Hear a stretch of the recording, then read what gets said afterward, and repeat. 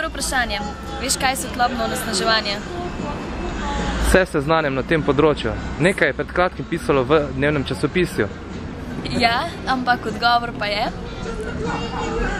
Svetlobno onesnaževanje je po moje pretirana uporaba svetil, sploh v nočnem času, posledično preveč energijo, po drugi strani pa ogroža tudi biosfero, se pravi različne živali in žuželke. Super. To je bil do zdaj najboljši odgovor. Ja, saj mora biti. Drugo vprašanje. Bi znal našteti 5 primerov svetlobnega onesnaževanja v občini Šentjur? Ja, mislim, da je en od najbolj eklatantnih primerov je sigurno tale spomenik Franje Malgaja na Mestnem trgu, ki je pač zelo nepravilno postavljen, pa gori celo noč.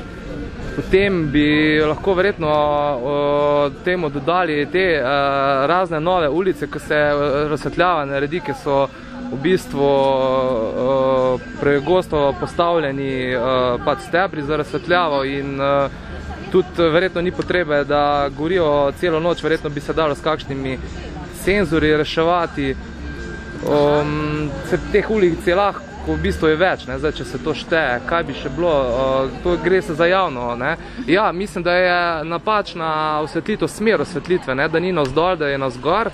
Se pravi, znal te, kako se reče, bule, so to, recimo podvoz je že en tak primer, ki tam je sigurno, v Šentjurju največ luči.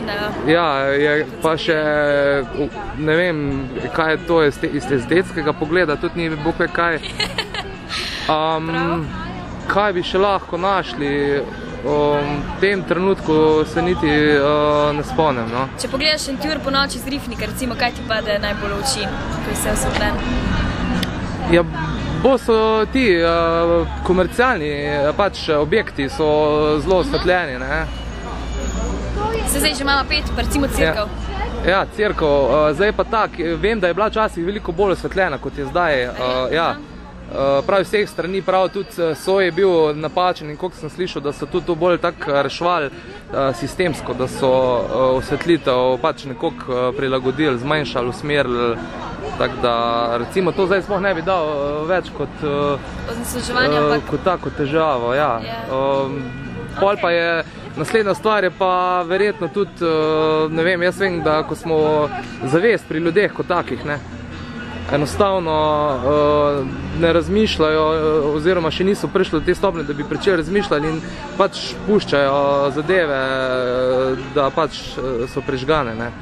To bi recimo bilo kot petik pa zelo pomemben primer. Ni sam javna infrastruktura, ampak tudi naša sokrivda, skupna. To je res. Veliko ljudi, ko je prišel danes, mi sploh ni vedeli, kaj je svetlobno onesnaževanje, da te luči preveč gorijo.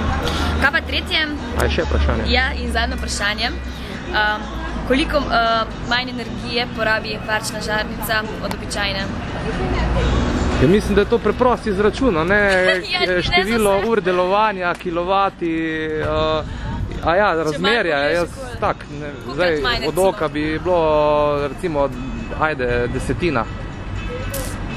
To pa nisem najbolj seznanjen, sem pa slišal, da je v bistvu da so tudi dva razreda teh varčnih žaric, da so neke strupene kovine noter, tako da je problem, ko se to odlaga v smeti, tako da je tudi treba to zdaj premisliti. Neoporečno, ja. Vsaka stvar ima tudi kakšno temno plat.